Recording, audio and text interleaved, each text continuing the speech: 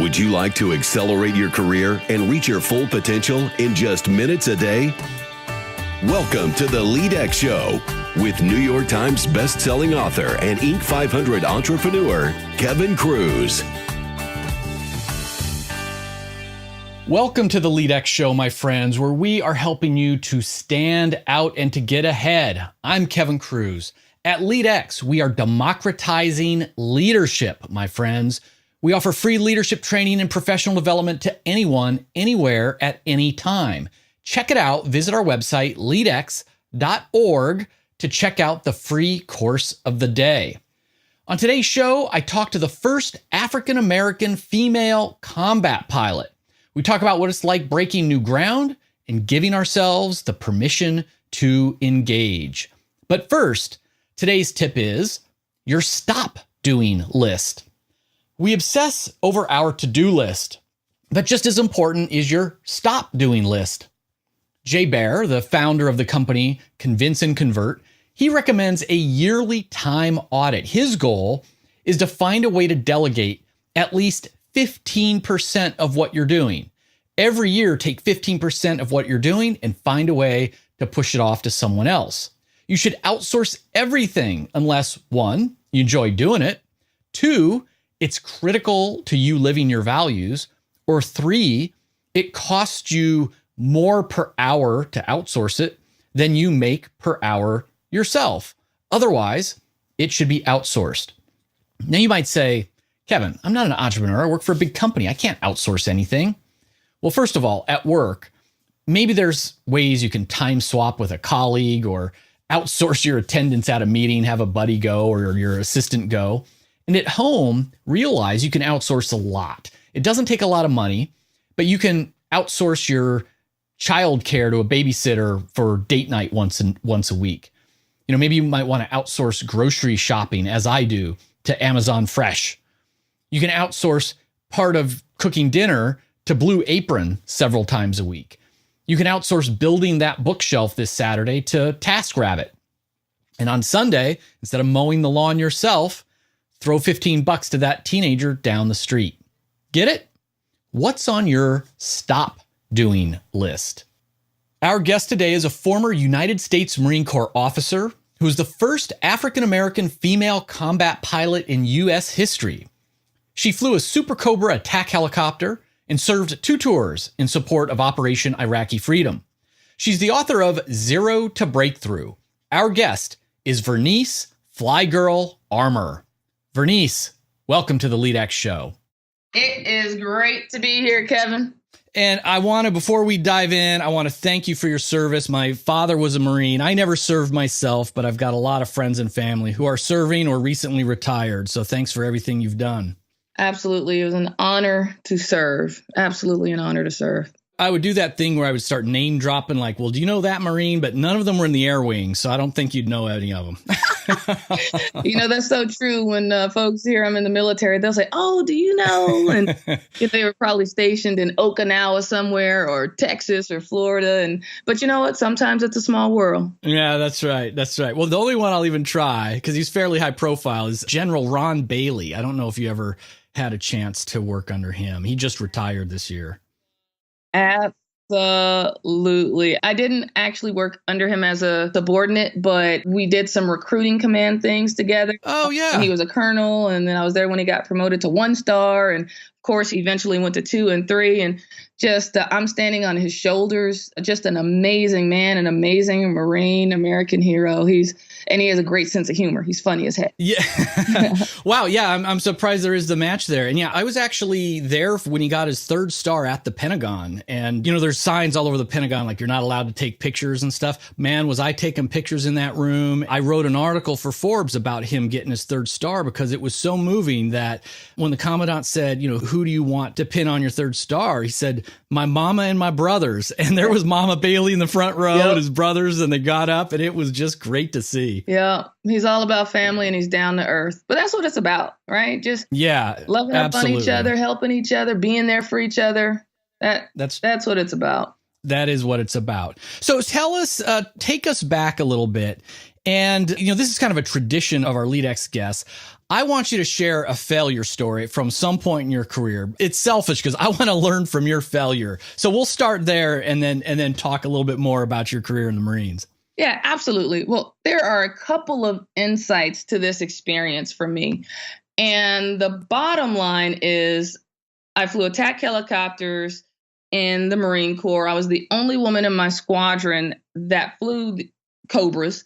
And most of the guys in my squadron any of the instructors and leaders had never flown with a woman before, right? Some of the guys that I went through flight school with had flown with me, but that's it. Right. And at a certain point when we were deployed over in Iraq, it was after the war kicked off, things were slowing down.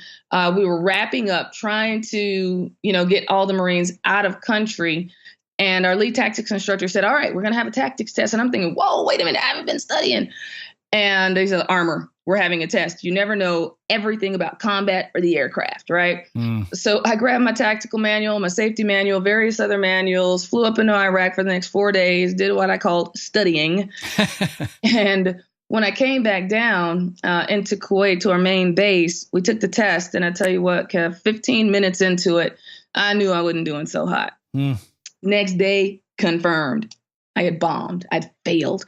And I'll be honest with you, I was devastated. Wow. Because, here I am, first Black female pilot in the Marine Corps, America's first Black female combat pilot, and the senior pilot in my cohort of 21 pilots. I'm the senior person, and I failed a tactics test.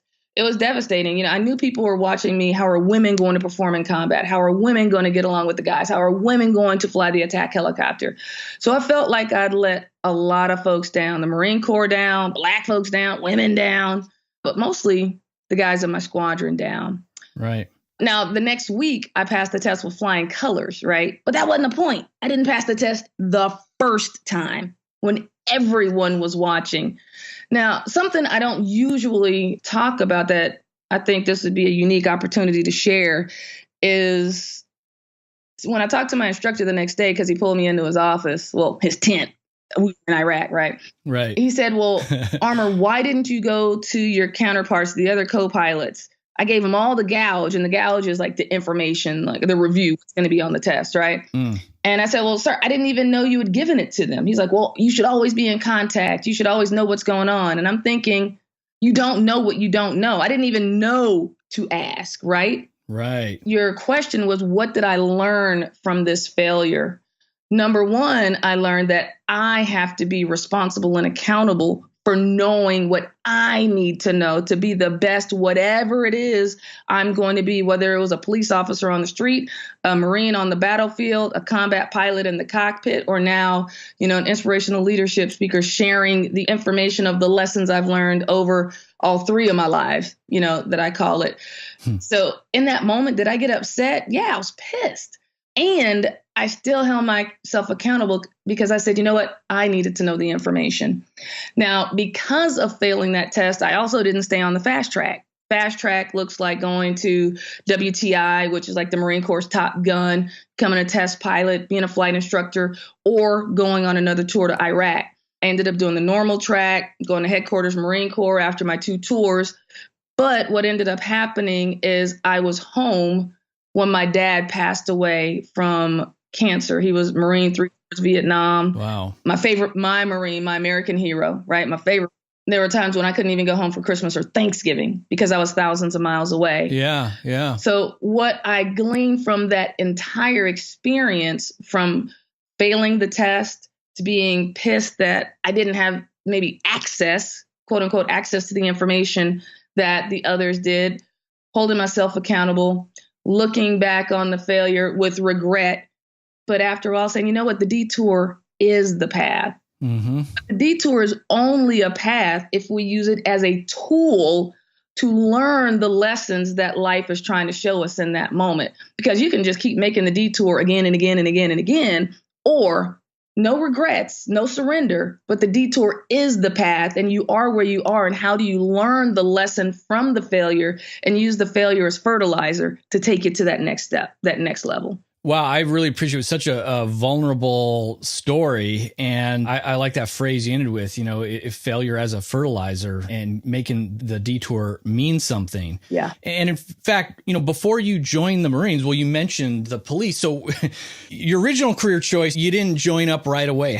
What were you doing before you joined the Marines? Before I joined the Marines, I actually had some very defined steps before launching my military career. When I was in college, I guess you could say this is the start of the military career. I got involved in Army ROTC, went to Leadership Advance Camp, saw a Black woman in a flight suit. That's where the seed was planted to become a combat pilot. I enlisted in the Army Reserves because I saw that as a way to move my career towards being a police officer, which I'd always wanted to do since I was 4 or 5 years old. I wanted to be a cop that rode a horse downtown. So for me, it was all about preparation and how do I prepare myself with deliberate steps for the next level. Couldn't be a cop till I was 21. But I could absolutely be in the military. Why? Uniform, discipline, esprit de corps, physical fitness, everything that could help me get into police academy, excel once I was in, maybe even save my butt once I got out on the streets. Right. So after joining ROTC as an actual cadet, right, because I wanted to leverage the military experience. So I joined ROTC as an actual cadet in college. I did eventually end up getting that invitation to police academy. I'd already taken the civil servants exam and withdrew from school, became a police officer, even rode horses downtown, Harley Davidson, rode steel horse. And downtown was Nashville, right? That's exactly right. Right. Cool. That's exactly right. And after several years being on the department with the police department, I just couldn't forget about that woman on the horse.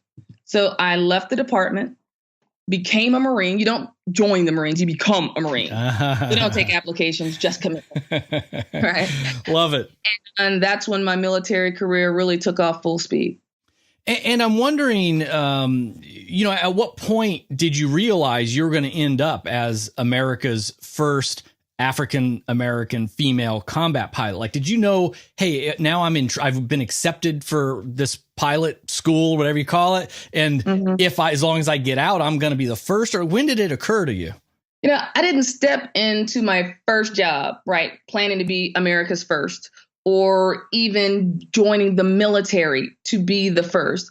After I started the flight test, the officer selection officer, OSO, it's the recruiter for officers, said, hey, did you know you are going to be the first Black female pilot ever in the Marine Corps? And I said, what? Wow. Right. And after doing the 2 tours in Iraq, and when I went on Oprah show, right? Right. That's when I found out now I'd become America's first Black female combat pilot, because legislation had just changed, allowing women to fly into combat. Back in 93, Sarah Deal was the very first female aviator in the Marine Corps, and I joined the Marine Corps in 98. So it was really just because of legislation, removal of some of the combat exclusion laws, and being in the right place at the right time. But, still to this day, even though I'm no longer flying an attack helicopter pilot, it's all about service, not being the first or the first Black chick to drive motors on the police department with Nashville, or the first Black female police officer in Tempe, or the Marine Corps' first. I just wanted an amazing, epic, juicy, adventurous life. Right. And one of service.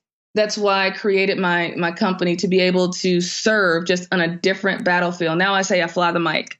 You fly the mic. I like that. And what great goals for all of us, right? Like an adventurous life and a life of service. I think if you do those two things, what more can we ask for, right? Absolutely. And how do we help those around us improve and take their lives to the next level? Helping people, companies, organizations achieve their personal and professional goals. Because if we're not doing that, why are we here? Right. Now, I know, you flew a lot of combat missions in Iraq, but in your speeches and in your book, you talk about one mission in particular in Najaf, I think, that stands out for you. What happened on that mission? We were in Najaf.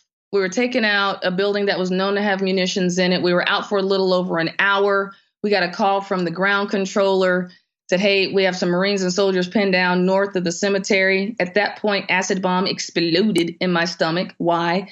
Because we had been out for a little more than an hour. So we only had 20 minutes of fuel left and one missile left on our aircraft because we'd already been taking out that target. But when your Marines and soldiers are in trouble, you answer the call. And now this was a gutsy move as well, because we just didn't have that much fuel. And the missile we had on board was known to be sometimes unreliable in close proximity to our troops. But again, Marine soldiers on the ground in trouble, getting ready to go into hand-to-hand combat if we didn't come through. We fly up to the north of the cemetery. We're able to lock on to our troops, the squad that was down there. We started getting attacked from the enemy, circle around, pull the trigger, missile doesn't come off, reset, pull the trigger. And it was our last attack. Why? Because we did not have the fuel to come back around for a re-attack. So it was essential that it came off this time. Pull the trigger, missile comes off, takes out the target. We head back to base. Marines and soldiers come home that night. Absolutely amazing. You would think that's the end of the story, right? Right. Several months after getting home from the deployment, I am at the military hospital for a routine doctor's appointment, standing in line, talking to the Marine in front of me. And when he found out I was a Cobra pilot, well, I asked him, why were you there? He said he had some shrapnel in his left leg. I'm like, whoa, shrapnel? Were you recently deployed? Yes, ma'am. 11th MEU. I said, hey, I was on the 11th MEU. I was your Cobra air support. He said, oh, man, you fly Cobras? Man, I was in Iraq. We were in the cemetery. We were pinned down. Cobra came in and shot a missile. I'm thinking, whoa, wait a minute. That sounds like a mission I was on. Paired it up. Same mission, same aircraft, same missile. That's amazing. And we started hooping and hollering, right? And we were not in the psych ward yet. And he just stopped and he stared at me and he said, ma'am, you saved my life. It was huge. When you talk about, again, we started talking about the Corps is so big. I mean, small compared to the other services, but is so big. And then what are the odds that you actually meet someone that Right. you literally saved his life on that mission? It's crazy. Well, this is even deeper, Kevin. I was speaking for an organization about a month ago, 5,500 people in the audience, like just huge, massive. The gentleman comes to welcome me off stage right after my keynote, and he whispers in my ear and shows me this text message on his phone. And a woman in the audience was there with her husband. Her husband had to leave the convention center, walk out the doors because he was actually a Marine in that squad. Oh, wow.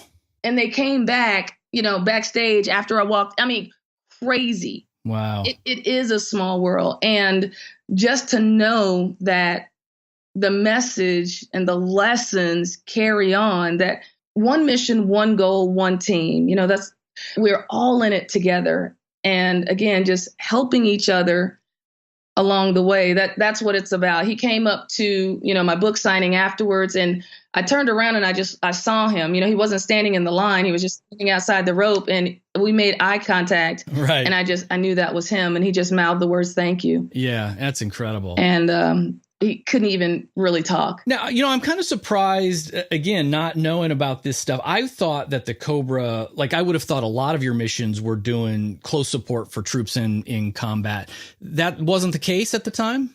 It was. That actually was one of our main missions of supporting troops and close air support, CAS, okay. CAS, close air support. I see. Yeah. And then this one, though, your primary mission was taking out that other thing. That's why you ended up with not a lot of fuel and only that one rocket. Right. And we were taking out that target because it had a bunch of munitions and explosives in it. So missiles, rockets, landmines, C4, everything they were using to create improvised explosive devices, IEDs, right? Right. So, when you think about traumatic brain injury, amputee, unfortunately, loss of life, all my brothers and sisters didn't come back. We were vigorously trying to take out that target. Right. Now, this, for most of us, we clearly aren't going to encounter the things that you encountered as a pilot in our everyday careers. But what are some of the lessons that we can learn from what you learned in your more extreme, work environment?